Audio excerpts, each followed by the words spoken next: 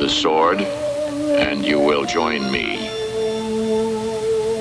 Choose the ball, and you join your mother in death. You don't understand my words, but you must choose.